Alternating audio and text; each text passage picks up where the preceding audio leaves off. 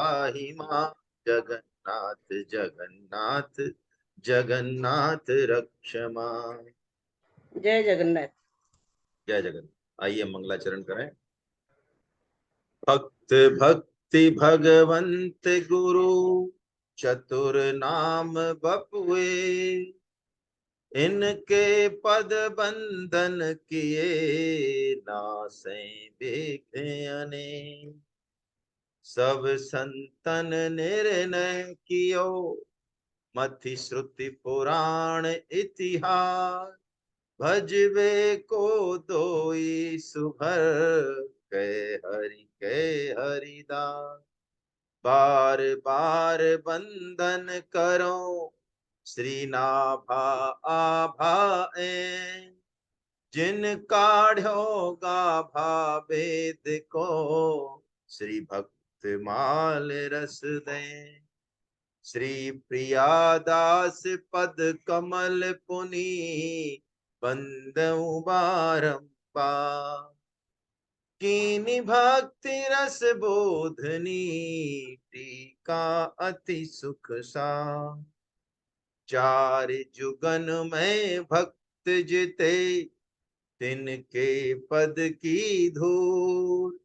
सर्वसु सिर धरि राखी हो मेरी जीवन मूल। प्रहलाद नारद पराशर पुंडरीक व्यासाम्बरीश शुक शौनक भीष्म दाल्भ्यान। रुक्मांगदार जुन वशिष्ठ विभीषणादि ऐतान हम परम भागवताम नमामि। संत सभा झाकी नहीं कियो न हरि गुण गान। नारायण फिर कवन विधि चाहे कल्याण। जो हरि प्राप्ति की आस है तो हरि जन गुण गान। न तरु सुकृत भुंजे भी जो जन्म जन्म पछता। भक्त दास संग्रह करे कथन श्रवण अनुमोद। सो प्रभु प्यारो पुत्र जो बैठे हर की गोद। कामिही नार पियार जिमी लोभी प्रिय जिमिदार। तिम रघुनाथ निरंतर प्रिय लागे मोहेरा। बोलो बांके बिहारी लाल की जय। आप सब वैष्णव जनों के चरणों में मेरा वंदन। हरे कृष्णा। आइए आज हम बड़े प्यारे चरित्र हैं। 53वां पेज नंबर 441। पहले 56 का वाचन करते हैं।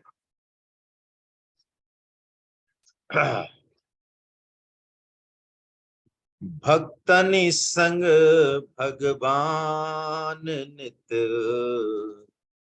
जो गौ बच्छ गोहन फिरे। भक्तनि संग भगवान नित जो गौ बच्छ गोहन फिरे। भक्त और भगवान का क्या रिश्ता है, नाभाजी बता रहे हैं 56 में कि जैसे बछड़े के पीछे पीछे पीछे पीछे गाय फिरती है उसके प्रेम के बस में, ऐसे ही भगवान भक्तों के पीछे पीछे फिरते हैं। गोहन यानी पीछे पीछे फिरे। निकिंचन एक दास तासु के हरिजन आए। विदित बटो ही रूप भये हरि आप लुटाए। कैसा बढ़िया चरित्र है। एक बड़े ही निष्किंचन भक्तों हैं श्री हरिपाल जी महाराज। बड़ी जबरदस्त कथा है उनकी। वो कहते हैं कि उनके हरिजन आए, उनके कोई साधु संत आए तो भगवान ने कैसा कौतुक रचा, आज हम देखेंगे उस चरित्र को। सासी दैन को श्याम खुरदहा प्रभु ही पधारे। सासी यानी साक्षी, यानी भगवान का विग्रह हमें किसी पदार्थ का, किसी धातु का नजर आता है, लेकिन कुछ ऐसे शुद्ध भक्त, सरल भक्त भी होते हैं जो भगवान को सच्चिदानंदमय मानते हैं। ऐसे भक्तों के लिए भगवान साक्षी देने भी आते हैं। सासी दैन को श्याम खुरदहा प्रभु ही पधारे। ये साक्षी गोपाल का मंदिर है जो उड़ीसा में है, उसकी बड़ी प्यारी कथा है। रामदास के सदन राय रन छोर सिधारे। रणछोड़ दास जी हैं भगवान का जो चरित्र है, वहां पे रामदास जी उनके एक भक्त तो हैं। रणछोड़ दास जी कहाँ पर है मैं भूल गया। अरे बड़ी प्यारी जगह ना, हम गए थे ना,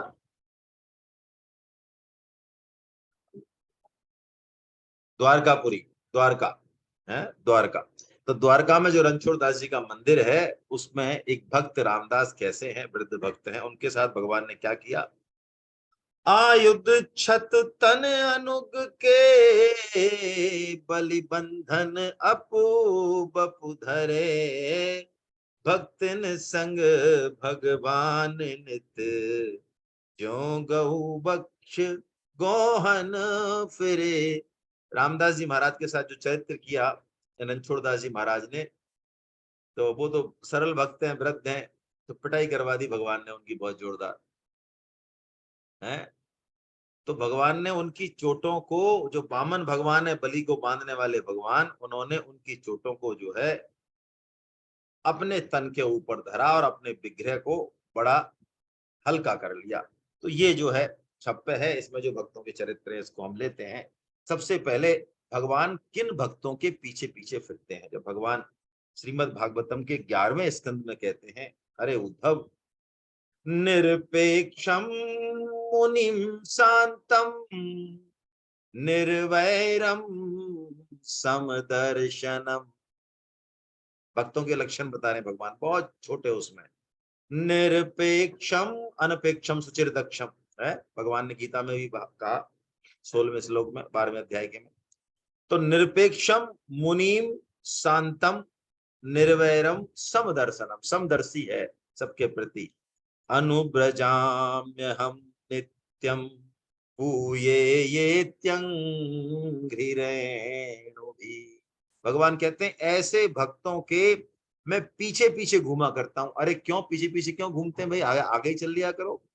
अरे पीछे इसलिए घूमते हैं कि उन भक्तों की जो चरण रज है वो उड़े और उड़कर हमारे ऊपर पड़ जाए तो मैं भी पवित्र हो जाऊंगा। क्या बात है, ठाकुर जी कह रहे हैं। यानी भक्तों के लिए मैं इसलिए पीछे पीछे घूमता हूं। भक्तों का तो ऐसा भाव है कि कोई सच्चे हृदय से एक बार भी भगवान का नाम पुकार दे तो आदि पुराण में भगवान का वचन है, कृष्ण कृष्णेति कृष्णेति संप्रयाति बदन्नरा। एक बार जो कृष्ण कृष्ण कहता है, पश्चात मद गमनम पार्थ, हे पार्थ, हे अर्जुन, सत्यम सत्यम बदाम्यहम्, मैं सत्य कहता हूं। यदि कोई कृष्ण कृष्ण कहता हुआ कोई मनुष्य चले तो मैं अर्जुन उसके पीछे पीछे चलता हूं। और इसमें भी भगवान ने एक बड़ी विशेष बात बताई कि जो भगवान की भक्ति करते हैं उनको भगवान भक्त कहते हैं, लेकिन भक्तों की जो भक्ति करते हैं उनकी बात निराली है। जो भगवान के राम ते अधिक राम कर दासा, जो भगवान के भक्तों के प्रति जिनकी महत्व बुद्धि हो गई, सेवा बुद्धि हो गई, उनके पीछे तो फिर भगवान, जैसे लौकिक उदाहरण से समझें तो भाई किसी माता को प्रसन्न करना हो तो माता प्रसन्न हो चाहे नहीं हो, तो उसके बच्चे को अच्छे से आप खिला पिला दो, लाल लड़ा दो, और मैया से मत, बिल्कुल मत बोलो, तो मैया तो वैसे ही जो है बिल्कुल उसके बच्चों को, तो साधु संतों की जो सेवा करते हैं भगवान कहते हैं उनके लिए जो है हम हाजिर हैं। नारद मेरो साधु सो अंतर नाही।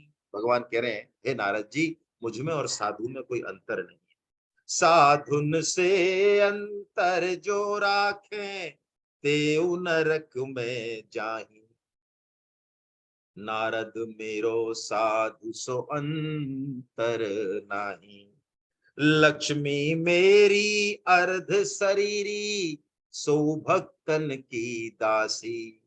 और सब तीरथ साधुन के चरणन, कोटि गंग और काशी। है, साधु की महिमा बता रहे भगवान अपने मुख से। जह ये जय वे, तह मैं जयऊं, जह ये सोवे, तह मैं सोऊं। जो मेरे भक्तन दुख देवे, कुल समेत ते ही खोऊं। भगवान को दुख दे दो कोई समस्या नहीं है, है? राम रोष पावक सन जरे। लेकिन भक्तों के संग यदि कोई कुछ करता है तो भगवान फिर अग्नि की तरह प्रचंड हो जाते हैं। जह ये मेरो करें कीर्तन, तहां करूं मैं वासा। और इन्हीं के पीछे उठ धाऊं, मोह इन्हन की आशा। भक्त जो है, भक्त अपनी भक्ति में मस्त रहते हैं। उनको ये भी इच्छा नहीं रहती है कि भगवान हमको दर्शन दे। जो निष्काम भक्त होते हैं, परम निष्काम, स्वामी जी कहते हैं परम निष्काम भक्त तो ये भी नहीं चाहता कि हमको दर्शन दो। अरे तुम्हारी जचे तो दर्शन देना, हम जब योग्य हो तुम्हारे कुछ बनू ना बने, हम तो लगे हुए हैं तुम्हारे पीछे। तो ऐसे भक्तों के पीछे भगवान कहते हैं मेरी मेरी वो रहती है। तज अभिमान प्रेम सो सेवे, सोई मोह को पावे। कहत कबीर भक्त की महिमा, हरि अपने मुख गावे। कबीर जी कह रहे हैं। तो आइए हम इनकी, ये जो हरिपाल जी हैं, इनका चरित्र हम देखते हैं। इनका कवित्व तो जो है आपको 444 पे मिलेगा। पहले हम थोड़ा सा इनका देख लेते हैं चरित्र, कि ये हरिपाल जी बड़े हट्टे कट्टे थे और साधु सेवा का इनका बड़ा, इन्होंने कहीं सुन लिया कथा में कि भगवान को प्रसन्न करना है तो अहरनिश साधु सेवा करें। तो बस इन्होंने ऐसा सुन के और संत सेवा का व्रत ले लिया। और जब इनकी महिमा फैलने लगी तो खूब साधु संत आने लगे। सबको इन्होंने, सबको बढ़िया सेवा करते। एक मकान के आगे बगीचा था, वहां पे संत निवास बनवा दिया और संतों का जो है जमघट बना रहता। बिल्कुल जो भी इनके पास था सब जो है इन्होंने साधु सेवा में लगा दिया। फिर जो है जब इनके पास कुछ नहीं रहा, तो गांव में थे, बड़े मौजिज आदमी थे, तो फिर उन्होंने कर्जा मांगना चालू कर दिया। अब ये कर्जा कर्जा लेते जाएं और साधु सेवा में लगाते जाएं, बाकी इनके पास देने लेने को कुछ नहीं था। तो जो है अब इनको कर्जा भी बंद हो गया देना। कौन कर्जा दे ऐसे आदमी को भाई, हैं? फिर इन्होंने अपनी पत्नी को, कभी कोई साधु सेवा होती तो पत्नी इधर उधर से मांग लाती।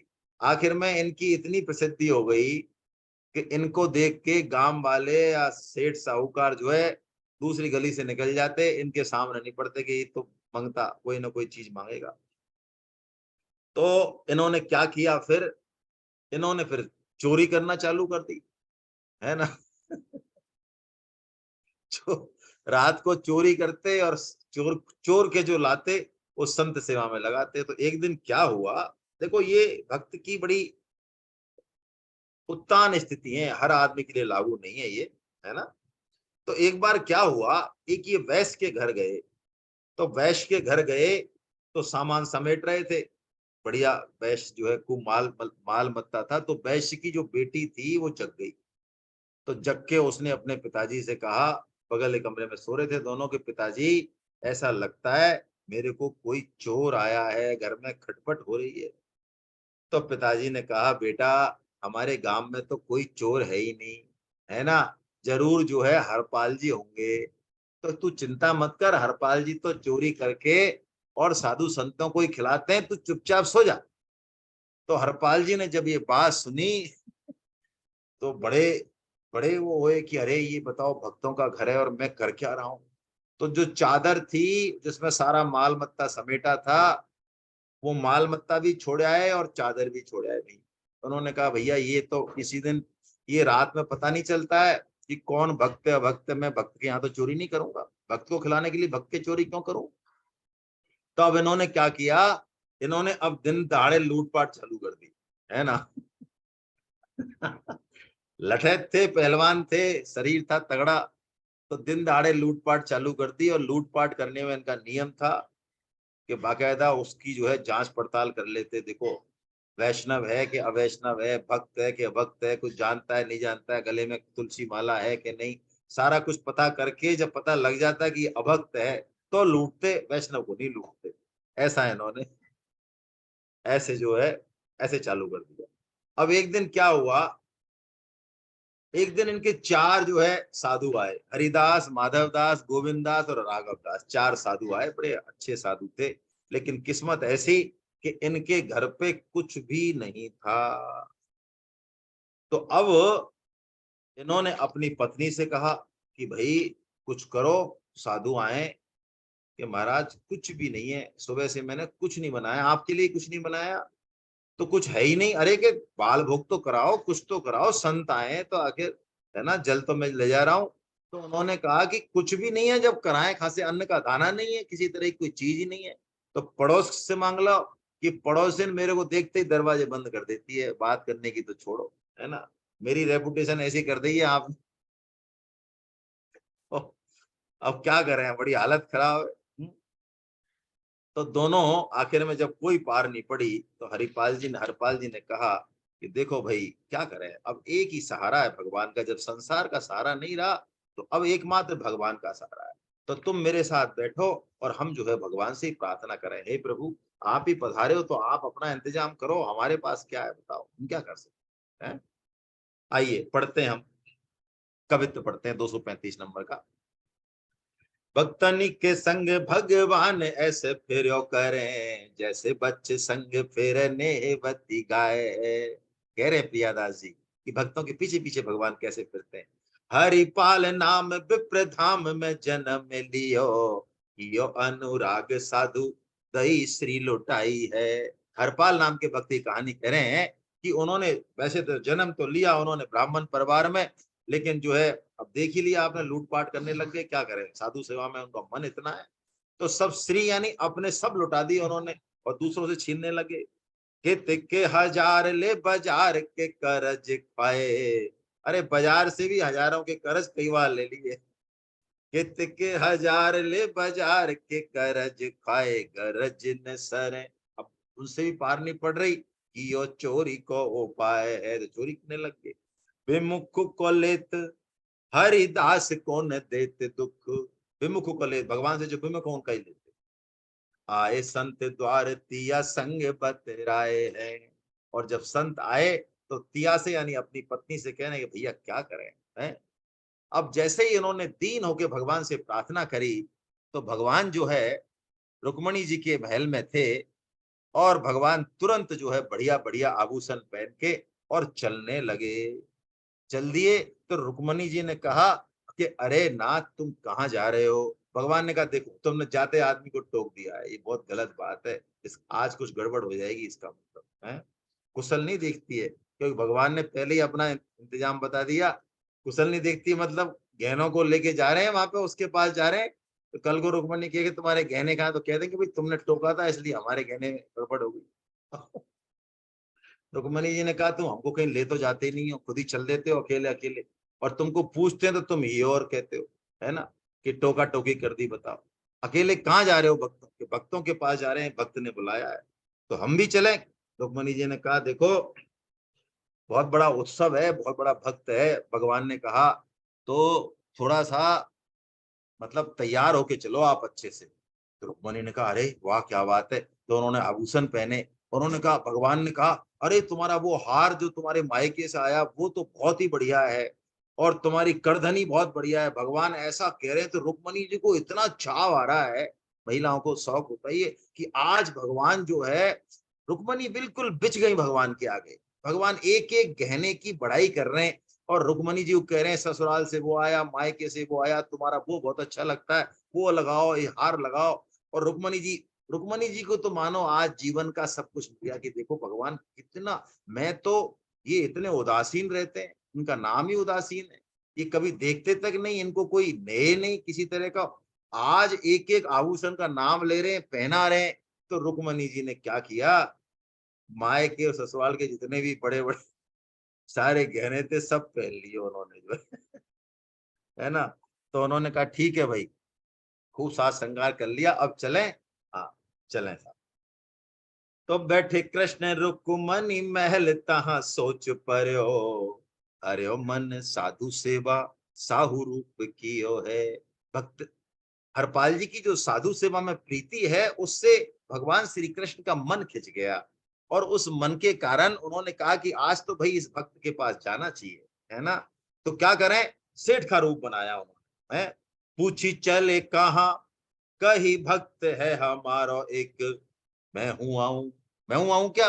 रुक्मणी जी ने कहा मैं हूं चलूं, अरे तुमने टोका टोकी कर, आओ आए जहां पूछ लियो है, ये टोक लिया तुमने, पूछ लिया, चलना है तो चलती, ऐसे करके चलो भगवान ने तैयार कर लिया। अजुमग चलो जात बड़ो उत्पात मधी, को पहुंचाए देव ले रुपया दियो है। और हरपाल जी के पहुंच गए, और हरपाल जी के पहुंच के तो देखा हरपाल जी ने, अरे तेरी सेठ और सेठानी, ओहो गजब के सेठ सेठानी है, क्या लगधग हो रहे हैं आभूषणों से। तो सेठ सेठ ने कहा कि महाराज कोई यहाँ पे ऐसा कोई गांव में कोई बॉडीगार्ड है क्या। हरपाल ने कहा अरे हमसे बड़ा बॉडीगार्ड इस गांव में कौन है महाराज, तो बताओ क्या काम है। उन्होंने कहा काम कुछ नहीं है, हमको क्या है एक दूसरे गांव में जाना है, तो रास्ते में क्या है कई तरह के मामले वो रहते हैं, तो हम मजदूरी दे देंगे बढ़िया, कोई हमको जो है वहां जो है पहुंचा दे। तो हरपाल ने कहा कि महाराज देखो, हरपाल ने कहा ये वाह, अंधा क्या चाहिए दो आंख, ये बढ़िया है। तो उन्होंने कहा महाराज पहुंचा तो हम देंगे, गारंटी है हमारी, लेकिन क्या है आपको मजदूरी पहले देनी पड़ेगी। कि हाँ चलो ठीक है भाई, मजदूरी पहले इसलिए मांगी कि मजदूरी आए तो कम से कम संतों का बाल भोग तो चालू हो। तो उन्होंने जो मजदूरी मांगी वो दे दी, और मजदूरी मांग के और जैसे ही उन्होंने पत्नी को दी कि ऐसा है मैं इनको पहुंचा के और कुछ जुगाड़ करके लाता हूँ, देखो भगवान ने कुछ सोची तो, और अभी तो तुम इनसे बढ़िया संतों का बाल भोग बनाओ, मैं अभी आया घंटे दो घंटे में, जब तक तुम बाल भोग बना के तैयारी करो बढ़िया, है ना। तो चल दिए साहब। अब देखें जो निहार माला, तिलक न सदाचार, होएंगे भंडार जो पे धन इतो लायो है। अब हरपाल जी चल रहे हैं और उनकी बात सुन रहे हैं कि देखो ये कौन लोग हैं। अब वो क्या करें, ठाकुर जी महाराज, ठाकुर जी महाराज जो है कह रहे हैं अरे रुक्मणी जी, नाम जो भी नाम ले रहे थे, वो 2 करोड़ रुपए वो हुंडी आनी थी, वहां से आई कि नहीं आई, वहां से अहमदाबाद से, और 4 करोड़ वहां से आए, और इतने हीरे वहां से आए, और इतने वहां से आए, और तुम ध्यान नहीं है, ऐसे उनकी बात चल रही है। तो उन्होंने कहा देखो कोई तिलक नहीं इनके गले में, माला नहीं कोई है, वैष्णव का सा कोई आचार नहीं, भगवान का नाम ये ले नहीं रहे, बताओ। और इनके शरीर पे जब इतने मूल्यवान आभूषण हैं, और इतने ऊपर से नीचे तक सेठानी तो कहीं दिख ही नहीं रही है, कोई ऊपर से नीचे आभूषण ही आभूषण दिख रहे हैं। तो इतने जब आभूषण इनके हैं, तो इसका मतलब इससे हजारों गुना तो आभूषण घर पे होंगे भाई, जब तो इतने करने पहन के।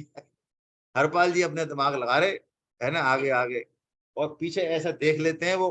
तो रुक्मणी जी कहती है अरे, तो रुक्मणी जी उनका लठ और वो शरीर देख के, और रुक्मणी जैसी पीछे देखते हैं वो, तो रुक्मणी जी कांप जाती हैं, और वो कहते हैं अरे तुम ऐसे क्या देखते हो सेठ। भगवान ने कहा कोई बात नहीं, देख रहे होंगे भाई ये तो कोई। तो उन्होंने कहा अरे आगे देखे ना भाई, इस तरह से कैसे घूर घूर के देखते हैं।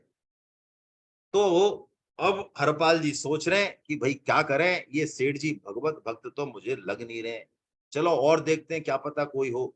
तो बीच में लघु शंका वगैरह गए, तो लघु शंका करें तो कोई जो है ब्रह्म सूत्र पहने कि आचमन बाचमन करें, है ना। तो कुछ नहीं, पर चलो रास्ते में ऐसा शास्त्रों का आदेश है, पथि शूद्र बता आचरित, रास्ते में बाहर तीर्थ में जो है यात्रा में शौचाचार कई बार नहीं रहता, ऐसा भी आदेश है शास्त्रों का। लेकिन उन्होंने पूरा कान दे के सुना कि कहीं भी तो कोई भगवान का कृष्ण का नाम, किसी किसी का तो नाम लेंगे, कभी न कभी कोई ना कोई बात तो करेंगे ये। लेकिन उन्होंने तो, भगवान ने मजाल है जो एक भी भगवान नाम मुंह से निकाला हो, और वे तो पूरे जो है पूरे वो बन गए एकदम। बस यही बात करें, अमुक मोहर खा रखी है, अमुक ने वहां रखा उसकी नहर, और तहखाना कितना भर गया, एक तहखाना वहां हो गया, और हीरे जवाहरात सोने से निकालते, देखो ये जो कोहिनूर हीरा है ये तो बहुत ही टॉप का है, इसकी कीमत मेरे को वहां पे 2 लाख लगा दी, लेकिन मैं 50 लाख से कम में नहीं बेचूंगा। और रुक्मणी जी हाँ हूं करती जाए। वो सोचे आज ये क्या हो रहा है, तो ये कर क्या रहे हैं ये, है ना। पैसे ही पैसे की बात, जब देखो जब भी हमारा नाम लक्ष्मी है, हम करें तो ठीक लगे, पता नहीं क्या है।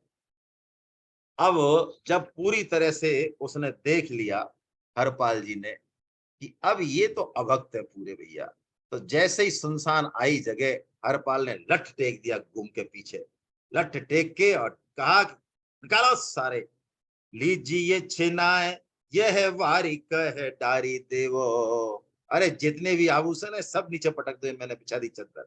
लीजिए छेना, नहीं तो छीन लूंगा मैं, ध्यान रखना। लीजिए छेनाए यह वारी कह डारी देवो, पियो सब डारी छला छिगुनी में छायो है। सब डाल दिए और भगवान ने सबसे पहले डाले। जैसे उसने लठ ताना हरपाल ने, अरे भगवान कपने लगे बुरी तरह से, और कपड़े भगवान और सारे आभूषणों को उतार उतार के उसमें रख रहे हैं। और लक्ष्मी जी देख रही हैं कि ये कर क्या रहे हैं, ये है करतुम अकर्तुम अन्यथा करतुम है, ये सारे त्रिलोकी को भ्रकुटी से नचाने वाले ये एक हरपाल के मारे। तो उन्होंने कहा तुम थोड़े तो समर्थ बनो, सब समर्थ हो, है तुमसे काल भी डरता है। भगवान ने कहा अरे काल छोड़ो, ये लठ अभी तुम देख नहीं रहे हो सामने, अभी हरपाल ने एक लठ धर दिया तो सब काल वाल कुछ नहीं रहेगा। तो मैं तो उतार के फ्री हूं भाई। अब जब ठाकुर जी ने उतार दिया तो लक्ष्मी जी क्या करे बेचारी, लक्ष्मी जी भी उतार रही हैं। ठाकुर जी कपड़े उनकी और भाव बना रहे हैं कि फटाफट उतार दो, कोई खैर नहीं है, नहीं तो इससे पार नहीं पड़ेगी, ये बहुत तगड़ा आदमी। तो रुक्मणी जी ने भी सारे गहने उतार दिए। अब रुक्मणी जी ने जब गहने उतारे तो कहते हैं उंगली में एक छल्ला उनका फंस गया। अब इतना, रुक्मणी जी ने कहा जब इतना सारा इसको दे दिया, हमारे सब तो गहने गए, मायके के ससुराल के सब गहने गए, तो अब एक जो है ये अंगुला ये निकल नहीं रहा है ये छल्ला। तो चलो एक तो कोई बात नहीं, इतने सारे दे दिए, लेकिन हरिपाल जी ने कही नहीं इसको भी उतारो, इसको भी उतारो। अरे इससे भी तो साधु सेवा होगी, इस छल्ले से तो, इससे छल्ले से तो 5-7 साधु जीवेंगे हमारे, है ना, उतारो इसको, है ना। तो जैसे ही उन्होंने ऐसा कहा तो लक्ष्मी जी को बड़ा गुस्सा आया। उन्होंने कहा अरे ये उतर नहीं रहा है, तो उतर नहीं रहा है। इतने में उन्होंने क्या किया, उन्होंने लक्ष्मी जी की उंगली पकड़ी हरपाल जी ने, और उंगली को मरोड़ के और उस छल्ले को उतारने लगे। ओहो, अब बलिष्ठ थे भाई। उंगली, तो लक्ष्मी इस छल्ले को नहीं छोड़ता, वो नहीं छोड़ सकता। तो जैसे ही ऐसा जब ऐसी ऐसा उन्होंने किया तो लक्ष्मी जी ने कहा, लक्ष्मी जी को बड़ा गुस्सा आया और उन्होंने कहा शाप देने के लिए, जैसे ही वो उद्यत हुई, अरे कि ये कैसा भक्त है, ये मेरी उंगली तोड़ेगा क्या, ये इतना लालची भक्त है ये, है ना, एक उंगली नहीं छोड़ रहा है, छल्ला नहीं छोड़ रहा है। तो शाप देने के लिए जैसे कहा, भगवान ने कहा खबरदार खबरदार, कान में कह दिया ये वही भक्त है जिनके लिए हम आए। और ठाकुर जी ने जो है वो प्रकट होके दर्शन दिए। जैसे ही रुक्मणी जी ने देखा, ओ हो यही है क्या हरपाल भक्त जिनकी चर्चा कर रहे हैं ठाकुर जी, तो उन्होंने भी दर्शन दिए। और भगवान को जैसे ही दर्शन दिए तो जो है हरपाल जी बड़े जो है एकदम से संकुचित हो गए कि बताओ हम भक्तन की तो सेवा कर रहे हैं और लूट किसको लिया हमने, ठाकुर जी को लूट लिया। तो वो ठाकुर जी के चरणन में पड़ गए कि महाराज देखो हमें क्षमा कर दो, हमको कुछ पता नहीं था, और हम तुम्हारी कसम हम अपने लिए नहीं करते ये, हम तो साधु कि हमको सब पता है, सब पता नहीं महाराज, लेकिन हमारी कोई इज्जत नहीं रहेगी चारों तरफ, हमने भगवान ही लूट लिए, बताओ आप ठाकुर जी को। तो भगवान ने कहा देखो ऐसा है, मैं तुम्हारी संत सेवा से बड़ा खुश हूं, है ना, और मैं तुमको आश्वासन देता हूं कि मैं तुमको जो है इस बात को, जो घटना तुम्हारे और हमारे बीच में हुई है, मैं किसी से नहीं कहूंगा। हाँ कि फिर ठीक है महाराज, तुम तो उठाओ ये सारा और ले जाओ इसको घर पे और खूब साधु सेवा करो। तो जब उन्होंने बांधी पूरी पुटरिया तो फिर उन्होंने कहा कि महाराज ये साधु सेवा में हमारी पत्नी का मुख्य रोल है, उन्हीं की प्रेरणा से हम साधु सेवा कर रहे हैं, तो हमारी एक विनती आप मान लो, क्या आप हमारी पत्नी को भी दर्शन। भगवान ने कहा ठीक है भाई, ये भी बात बढ़िया है। तो हरपाल जी हट्टे कट्टे तो थे, एक कंधे पे ठाकुर जी को बिठाया, एक कंधे पे रुक्मणी जी को बिठाया, और ले आए मोट को हाथों से उठा के और घर ले आए। घर पे उनको बिठाया, आरती की, पूजा की, और बढ़िया संतों का जो है भंडार हुआ। तो भगवान ने और नाभाजी ने हरपाल जी को भक्त नहीं कहा, उनको भक्त भूप कहा। क्यों कहा, कि जो भगवान में प्रीति करे वो भक्त, और लेकिन भगवान के भक्तों में, दासों में जो प्रीति करे वो जो है भक्त भूप है। राम ते अधिक राम कर दासा, ऐसा इनका भेष है। बहुत बढ़िया, हरपाल जी का भक्त। अब हम अगला चरित्र लेते हैं साक्षी गोपाल जी का, है ना, जिसमें छप्पे में आया सासी देखे, है ना, सासी देन को श्याम खुरदहा पधारे। कवित्र नंबर 238, श्री साक्षी गोपाल जी के भक्त। आइए कथा सुनते हैं। गौड़ देश बासी उभे विप्रत्या की कथा सुनो। गौड़ देश यानी गौड़ देश यानी चैतन्य महाप्रभु जहाँ हुए, यानी उड़ीसा की कथा है ये। तो उड़ीसा से उड़ीसा में दो ब्राह्मण हैं। कैसे ब्राह्मण है? एक बैस, एक तो छोटी, एक की वयस यानी आयु, एक बैस वृद्ध जाति, वृद्ध छोटो संग है। एक तो ऊंचे कुल का वृद्ध ब्राह्मण है और एक उनके साथ छोटे उम्र का ब्राह्मण है जिसका कुल भी थोड़ा छोटा है।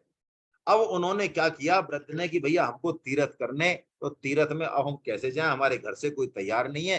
तो ये जो उसके गांव का ब्राह्मण था, दूसरे गांव का, ये तैयार हो गया छोटा ब्राह्मण कि चलो महाराज हम करवा देंगे आपको तीर्थ। तो जब तीर्थ करे, इन दोनों चले गए तीर्थ पे और सारे तीर्थ करे इन्होंने, और उसने बड़ी सेवा करी छोटे ब्राह्मण ने बड़े ब्राह्मण की। और ये वृंदावन, लास्ट में वृंदावन जाने के लिए कि सबसे बड़ा तीर्थ वृंदावन है तो हम वृंदावन चले।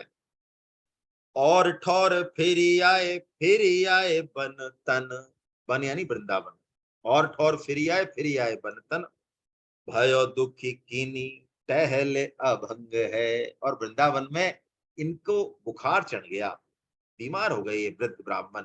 तो जो छोटा ब्राह्मण था उसने बड़ी टहल की, उनकी बहुत सेवा पूजा करी, इतनी सेवा करी उनकी निष्काम भाव से कि पहले के लोग ऐसे ही होते थे कि वो वृद्ध ब्राह्मण बोला, जब वो सही हुआ उनकी सेवा से, उन्होंने कहा जा भैया मैंने अपनी लड़की तुझे दे दी है।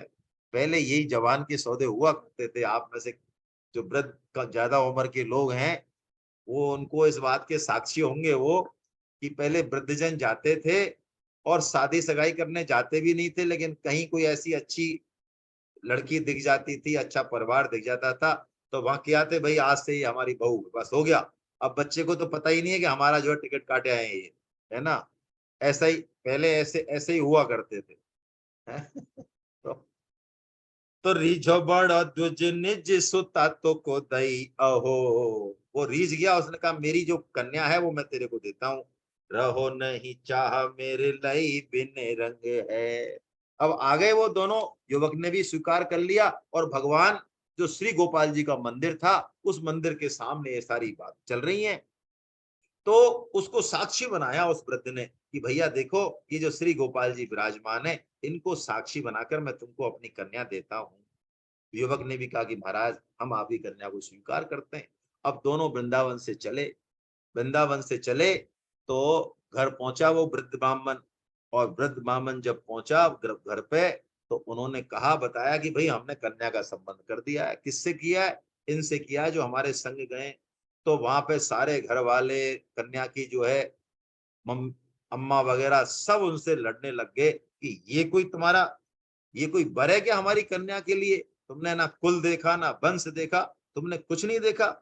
जो घर बर होए कुल होए अनूपा, करिए विवाह सुता अनुरूपा। और तुमने ऐसे कैसे दे दिया? तुम कैसे दे सकते हो? हमारी राय नहीं है क्या? कुल मिला के उन पर चढ़ बैठे और उन्होंने कहा कि उसको मना कर दो। उन्होंने कहा महाराज हम कैसे मना करें, आप ये क्या कह रहे हो? तो सब घर वालों ने प्लान किया और वो युवक बाहर बैठा था ब्राह्मण, उसने कहा महाराज अपनी प्रतिज्ञा का पालन करो आप। और वो अंदर मीटिंग चल रही है। तो आखिर में वो वृद्ध ब्राह्मण बाहर आया और जैसा घर वालों ने सिखाया उसको, उन्होंने कहा देखो वो क्या हुआ कि अब हमारे बुखार में हमारी बुद्धि जो थी ना, तो वो कुछ हमें ध्यान नहीं है, जो है हमारे मुंह से कुछ निकल गया होगा। ऐसे कह के और वो क्या करे, तो अब घर वालों का दबाव। तो अब वो छोटा जो विप्र था उसने कहा कमाल करते हो, आपने भगवान के सामने जो है ये बात कही है और आप अब इस तरह से कह रहे हो, ये तो बात बहुत गलत है? नाभाजी कहते हैं कि जब पहले तीर्थ जाते थे ना, तीर्थ, तो अब की बात तो, अब तो अलग बात है, साधन बहुत हो गए। पहले महीनों तक जो है खुराक खाते थे लोग, ऐसा कहते हैं गाँवों में। घी खाते, दंड पेलते, शरीर को अच्छा बनाते, अच्छा बढ़िया है ना, जिससे कि पहाड़ पे जाएंगे सारे तीर्थ करेंगे, शरीर बलिष्ठ होना चाहिए, ऐसा ऐसा बताते हैं आज से 70-80 साल पहले। तो कहते हैं कि जब वो जाते थे तीरथ तो कोई पूछता कहाँ जा रहे हो, तो गरज के बोलते थे बद्री नारायण जाएंगे, बद्री नारायण जाएंगे। ऐसे गरज के बोलते कि ताकत थी ना शरीर में। और जब वो बद्री नारायण और केदारनाथ जब ऊपर से पहाड़ का पानी पी लेते तो हालत खराब हो जाती, ऊपर चढ़ते उतरते। और जब कोई उनसे नीचे उतरते पूछता है महाराज कहाँ से आ रहे हो, बद्री नारायण से आ रहे हैं। जो बद्री पहले जो निकलता है बद्री नारायण जा रहे हैं और केदार नारायण, तो लौटते में ऐसा निकलता है कि बस भैया बद्री नारायण गए, बिल्कुल हवा निकल जाती है। तो ऐसे ही इस डोकरे की भी, वृद्ध ब्राह्मण की भी हवा निकल गई बेचारे की। तो उस छोटे ब्राह्मण ने क्या किया, उसने जो है पंचायत जोड़ी। और पंचायत के लोगों ने पूछा वृद्ध ब्राह्मण से, तो उन्होंने कह दिया कि भाई देखो हाँ ऐसे ही है ये, इसको इस पंचायत को तुम कैसे भी करके कुछ कर करा दो, हमको कन्या वन्या नहीं बयानी है। तो ठीक है, उन वृद्धों ने यही कहा क्योंकि उनका गांव था। उन्होंने कहा बताओ भैया क्या बात हुई, तो बताई बात उन्होंने। छोटे ब्राह्मण ने कि साहब हम ऐसे ऐसे गए और इनकी हमने सेवा करी, और हमने मंदिर में जो है ठाकुर जी के सामने, और इनकी जो है कन्या को देने का हमसे इन्होंने वादा किया जो अभी मुकर रहे हैं। तो पंचों ने कहा भैया तुम्हारे कोई गवाह है क्या, कि महाराज गवाह है हमारे पास। बड़ा भोला ब्राह्मण था। कौन गवाह है, कान खड़े हुए ब्राह्मण के कि अरे कौन सुन रहा था, हम दो ही तो थे। उन्होंने कहा महाराज साक्षात गोपाल जी को जो है, कोई मनुष्य की गवाह नहीं है मेरे पास, अरे साक्षात भगवान की गवाह है, साक्षात गोपाल जी ने सुना है जब इन्होंने कहा है और मैंने स्वीकार किया। तो पंचों ने सोचा ये बढ़िया बावला मिला आज। उन्होंने लिखा पढ़ी करा ली कि भैया तू जो बयान दे रहा है लिख ले। और लिखा पढ़ी करा के उन्होंने कहा भैया जो तुम्हारा साक्षी है उसको तुम यदि ले आओगे तो कन्या का विवाह कर देंगे। ऐसा पढ़ा लिखी करा ली उन्होंने। और वो वृद्ध ब्राह्मण के परिवार वाले भी खुश है, उनको पता था कि अब कोई कन्या का विवाह नहीं होना है।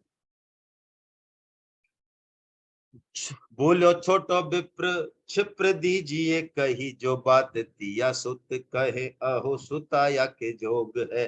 तुझ कहे नाही कैसे करो, मैं तो देन कही, कही कहो भूली भया बिथा को प्रयोग। बुखार में कह दी ऐसा कह दे, भाई सब भारी पूछो साखी नर नारी, श्री गोपाल बन बारी और कौन तुच्छ लोग हैं। उन्होंने कहा महाराज कोई तुच्छ लोग नहीं है, मेरी साक्षी भगवान बनवारी ने दी है। ले वो जो लिखाई, जो पे साखी भरे आई। लिखा लिया उससे कि भैया यदि तेरे वो यदि साक्षी भर देंगे तो पे ब्याही बेटी दीजे, लीजे करो सुख भोग है। तो हम पंच जो है गवाही देते हैं, हम तेरी बेटी का इसका ब्याह करा देंगे, है ना। अब क्या हुआ कि चल दिया वो। आयो वृंदावन बनवासी श्री गोपाल जुसो, बोलो चलो साखी देवो लई है लिखाए के। मंदिर में जाके हाथ जोड़ के बोला चरणामृत देके कि महाराज अब आप चलो, आपके सामने देखो वादन बात हुई और हमसे लिखा पढ़ी करा के हमने लिखा दी है वहां पे, ये लिखा पढ़ी है हमारे पास। देखो कितना खुश हो रहा है वो, उसके साथ चीटिंग हुई है लेकिन खुश हो रहा है वो तो है। बीते कई याम, अरे अब भगवान बोले क्या, बहुत टाइम निकल गया, घंटों बीत गए, 5-6 घंटे बीत गए, अन्न का दाना नहीं खाया। वो भगवान के सामने बैठा है, भैया कोई काम कर रहे होंगे, भगवान बैठा है। आखिर में भगवान ने जब उसको 5-6 घंटे हो गए तो भगवान उसके भोलेपन पर रीझ गए कि ये हिलने वाला नहीं, ये प्राण दे देगा, ये तो समझ ही नहीं रहा कोई बात ही कोई। तो बीते कई याम तब बोले श्याम सुंदर जू, प्रतिमा न चले। तो आवाज आई प्रतिमा में से 5-6 घंटे बाद कि भाई प्रतिमा नहीं चलती है। अरे विग्रह कोई चलता है क्या, अर्च विग्रह, हम कोई साक्षात ठाकुर जी थोड़ी है ना। हाँ, तो आवाज आई तो इसने भक्त ने कहा तो पे बोल क्यों जू भाई के। अरे कि जब प्रतिमा बोल सकती है तो फिर चल भी सकती है ना। जब बोल ही सकती प्रतिमा क्या बोल सकती है, अब ठाकुर जी खुद ही फंस गए। देखो देखो, ठाकुर जी ने होशियारी दिखाई कि मैं खुद तो प्रकट हुई नहीं और आवाज कर दी आकाशवाणी टाइप में कि प्रतिमा कोई चलती है क्या। और ये भक्त बड़ा होशियार है तो उन्होंने कहा जब प्रतिमा बोल सकती है तो प्रतिमा चल भी सकती है। तो भक्त का ऐसा भावपूर्ण उत्तर सोच के ठाकुर जी तैयार हो गए कि यार ये तो चलना पड़ेगा। तो ठाकुर जी ने एक ट्रिक और लगाई। उन्होंने कहा देखो ऐसा है, दो शर्त है हमारी, कि हम कोई वृंदावन के ठाकुर हैं, कोई ऐसे वैसे ठाकुर नहीं है। हमको 4 शेर बढ़िया जो है खाने को चाहिएगा। अरे कि महाराज चिंता मत करो, कि कोई 4 सेर कोई अनाज नहीं चाहिए हमको, चकाचक चाहिए, चकाचक माल चाहिए। तो 2 किलो तुम खाना और 2 किलो हम खाएंगे, इससे कम में हमारी पार नहीं पड़ेगी। तो ब्राह्मण ने बोला महाराज देखो, तीर्थ जब हम गए थे तो हमारे पास खूब सारे रुपए थे, अभी उसमें से बहुत सारे रुपए बच रहे हैं। घंटी खोल के दिखा दी उसने। तो आप चिंता मत करो, आप 4 सेर क्या 5 सेर पवाएंगे आपको, और चकाचक जो है हलवा पूड़ी का भोग लगाएंगे, आप चिंता ही मत करो कतई। उन्होंने सोचा देखो इसको कोई परवाह ही नहीं है पट्टे को। तो भगवान ने कहा देखो ऐसा है, एक दूसरी एक दूसरी शर्त और है हमारी। ठीक है चलो, तुम 4 से उत्तम भोग हमको अर्पण कर दोगे, आधा आधा खा लेंगे, वो बात तो ठीक है मान ली। अब देखो मैं जो है ना तुम्हारे पीछ पीछ चलूंगा, और तुम, और नुपुर की आवाज करूंगा, नुपुर की आवाज। तो तुम पीछे मुड़ के नहीं देखोगे, और यदि पीछे मुड़ के देखोगे तो मैं वहीं रुक जाऊंगा, फिर आगे नहीं जाऊंगा। लागे जब संग युग शेर भोग धर और रंग, 2 किलो भोग रखना मेरे मेरे लिए। आधे आधे पावो चलो नुपुर बजाए के, है मैं नुपुर बजाए के चलूंगा। धुनी तेरे कान पर है, उसकी धुनी तेरे कान में आएगी। पाछे जनी दीठी कर, दीठी यानी दृष्टि, पीछे दृष्टि मत करना। धुनी तेरे कान पर पाछे जिनी दीठी करे, करे रहो बाहिट, और कर ली दीठी तूने दृष्टि, तो मैं बाहिट और रह जाऊंगा। कही मैं सुनाए के, मैंने देख तेरे को सारी बात कर दी है, तो तू चिंता मत कर। उन्होंने कहा महाराज सब बात आपकी मंजूर है। ऐसा कहते हैं गवाहों की खातिर दामाद की तरह की जाती है, जैसे दामाद की खातिर की जाती है ना, ऐसे ऐसे गवाहों की खातिर की जाती थी पहले। तो हमारे खवैया ठाकुर हैं कोई कम थोड़ी हैं, खाने पीने का पहले सौदा किया है, देखो सही बेचारे भक्त के संग और चल दिए। अब गए ढिंग गांव कहीं न तो चिताव रहे, और जब वो गांव पहुंचे उड़ीसा के पास है, मुझे आज तो हमारे जगन्नाथ जी के भक्त हैं कई उड़ीसा से, जगन्नाथपुरी से, वो बताएंगे उस जगह का नाम, मुझे तो याद नहीं है। तो उस गांव के पास जब पहुंचे तो भक्त के मन में आया कि अरे ये नूपुरों की ध्वनि से ही जो है, ना तो मेरे थकान हो रही है ना भूख लग रही है, और इतना मन मेरा मुदित है, तो जो नूपुर बजा रहे हैं उन ठाकुर जी की चलती हुई छवि कैसी होगी। बहुत उसके मन में आया, उसको याद भी था कि भगवान ने कहा तो है, लेकिन अब भगवान की माया है, भगवान चमत्कार दिखाना चाह रहे होंगे भाई हैं। तो उसने कहा एक बार तो भाई मैं देख लूं जरा, है भगवान की उस मोहनी मूरत को देख लूं। गए ढिग गांव कहीं न कुतो चिताए रहे, चित ये आड़े दियो मृदु मुस्काए के। जैसे ही इन्होंने पीछे मुड़ के देखा तो एकदम से ठाकुर जी साक्षात खड़े हो गए, बिल्कुल बिगड़े रूप में ही, और मंद मंद मुस्कुराने लगे। तो भक्त ने कहा महाराज बस आ गया गांव, हाँ थक गए क्या। तो उन्होंने कहा देखो भैया मैंने तेरे को पहले ही कह दिया था है, कि तू यदि पीछे देखेगा तो मैं वहीं रह जाऊंगा, उसके बाद मैं आगे नहीं जाऊंगा। कि महाराज इतना खर्चा कराया है आपने, ऐसा मत करो हमारे संग। कि नहीं नहीं हमारी बात तेरे से हो गई है? हाँ जस्ट बिफोर पंकज जी बता रहे हैं, जगन्नाथ टेम्पल से थोड़ी देर पहले की बात है ये पूरी की, ठीक है। तो क्या करें महाराज, तो उन्होंने कहा ठाकुर जी ने कि ऐसा है देखो, अब तुम, हम तो चलेंगे नहीं, हमारी बात तो अटल है, तुम जो तुम्हारे पंच हैं और गांव वाले हैं उनको यही बुला है। तो लावो जो बुलाए कहो आए, देखो आए आप, आए आप अपने आप आए, सुनते ही चौंके सब ग्राम आयो धाय के। जैसे ही उस ब्राह्मण ने कहा कि भैया जो जो हमारे गोपाल जी हैं, श्री गोपाल जी वृंदावन के, वो खुद ही अपने आप चल के आए हैं, और वे बाहर गांव के बाहर खड़े हैं, अब यहाँ नहीं आएंगे, ऐसी चक्कर पड़ गया है कुछ।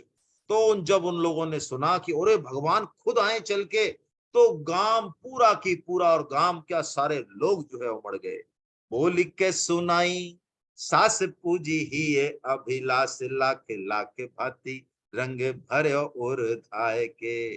और भगवान की उस मोहनी मूरत को देखे जो लोग आए गांव के, और पंच आए सारे, ओ हो, और उनके घर वाले भी जो थे, वो भी उस मोहनी मूरत को देख के एकदम से मोहित हो गए, भगवान के साष्टांग दंडवत कर रहे हैं, उनके दर्शन कर रहे हैं। और उस भक्त का जो प्रताप देख के, और लोगों ने कहा अरे ये लगता है इतना सीधा सा है, बताओ ठाकुर जी को ले आया, ये कैसा बड़ा भक्त है। तो गांव के जो बड़े बड़े ब्राह्मण थे, है ना, बड़े बड़े सेठ थे, उन्होंने कहा यार तू छोड़ इसकी कन्या को, हमारी कन्या से तेरी शादी कर देते हैं भैया। तो वहां खूब सारे लोग जो है अपनी अपनी कन्या देने को वहां तैयार हो गए लोग वहां उनसे। कई सारे लोग कह रहे कि भैया हम अपनी कन्या देंगे, हम अपनी कन्या देंगे। तो उसने कहा देखो भैया, मैं तो जिसके लिए लाया हूं, मैं तो उसी की बात करूंगा। अब पंचों को उन्होंने कहा महाराज मेरे को किसी की कन्या नहीं चाहिए, इतने लोगों से मेरा पीछा छुड़ाओ आप। और जिसके लिए लाया हूं मैं ठाकुर जी को, वो काम करो ना पहले पूरा। आयो न स्वरूप फेरी बिन करी राख्यो घेरी, भूप सुख ढेरी दियो अब लो बजाए के। तो जैसे ही उन्होंने कहा और पूछा, तो भक्त ने उनके आगे हाथ जोड़े और उन्होंने कहा महाराज, जो हमारी और ब्राह्मण देव की उस दिन बात हुई उसको आप बोल के सुनाइए। तो भक्त के वश में है भगवान, ठाकुर जी ने साक्षी दी कि हाँ, वृद्ध ब्राह्मण ने अपनी कन्या का विवाह करने की इस ब्राह्मण से करने के लिए कहा था और मैं साक्षी हूं। कहते हैं वो विग्रह लौट के वृंदावन नहीं गया, लोगों को बड़ा आनंद आया और उसका नाम साक्षी देने के कारण साक्षी गोपाल हुआ। ये श्री साक्षी गोपाल जी महाराज अभी भी उड़ीसा में ही विराजमान है। बोलो श्री साक्षी गोपाल महाराज की जय। तो एक बार ये जब घटना सुनी पुरी के राजा ने, तो राजा आए और राजा ने कहा कि महाराज चलो आप कोई जो है कर दें आपका मंदिर मंदिर कहीं भी पुरी में इधर उधर। तो उन्होंने कहा भैया यही जो है सारा, आप तो जो कुछ करना है राग भोग की व्यवस्था मंदिर मंदिर सब यही बनवाओ। तो कहते हैं राजा ने उनके लिए जगदीशपुर के, जगदीशपुर बोलते हैं श्री जगदीशपुरी के राजा आए, तो उन्होंने खूब उनसे कहा कि पूरी पधारो, आप पूरी पधारो, लेकिन वहीं पे फिर उनको मंदिर बनवाया और राग भोग जो है राग भोग का पूरा सुख दिया। अब कहते तो ऐसे हैं, नाभाजी ने तो प्रियादास जी ने तो ये घटना तो लिखी है भाई, मुझे नहीं पता सही है गलत है, लेकिन कहते हैं एक बार ठाकुर जी जो है ये एक बार पुरी गए भी हैं। तो पुरी गए भी हैं, अब मुझे नहीं पता सही है गलत है, लेकिन कहते हैं पुरी जब गए तो अब इनकी आदत है, ये खबैया ठाकुर है, तो कहते हैं ये बढ़िया बढ़िया माल पुआ तस्मई जो है खीर वगैरह को ये खा दे, ये तो बढ़िया बढ़िया माल तो खा लेते हैं, और कड़ी भात वगैरह इनकर हाथ नहीं लगाते कतई। तो जगन्नाथ जी देखते इनको टेढ़ा टेढ़ा, दोनों ठाकुरों के विनोद की बात है, प्रेम की बात है। और दूसरा क्या था कि लोग जो दर्शन के लिए आते, वो तो भाई वृंदावन के ठाकुर तो जो है मनमोहन है, तो उनकी तरफ ज्यादा जो है वो रहते। तो ऐसा करके कुछ दिन इनका विनोद हुआ और कहते हैं उसके बाद ठाकुर जी ने विदा ली, दोनों ठाकुरों का बड़ा आमोद प्रमोद रहा। एक बार पुरी नरेश की जो महारानी थी वो श्री साक्षी गोपाल का दर्शन करने आई, और जब दर्शन करा रानी ने तो उनकी इच्छा हुई कि ये जो साक्षी गोपाल है इनकी नाक यदि छिदी होती, भाई विग्रह में नाक छिदी नहीं दिख रही है, यदि छिदी होती तो मैं इनको रत्नों की नासामणि पहना। तो पुजारियों ने पूछा, पुजारियों से, तो पुजारियों ने कहा नहीं नहीं महाराज हम हाथ नहीं लगा सकते, विग्रह के नाक छिदी हुई नहीं है, अब क्या करे रानी साहिबा। तो रानी बड़ा मन महसूस के चली गई। उसी रात्रि को रानी को स्वप्न में ठाकुर जी पधारे साक्षी गोपाल जी, और उनसे कहा कि रानी जो यशोदा मैया ने बचपन में मेरी नाक और कान दोनों छिदवाए थे, पुजारियों को इसका पता नहीं है, तुम कल ठीक से दिखाना, कुछ जो है धूल धक्कड़ आ गई होगी, वरना मेरी नाक छिदी हुई है।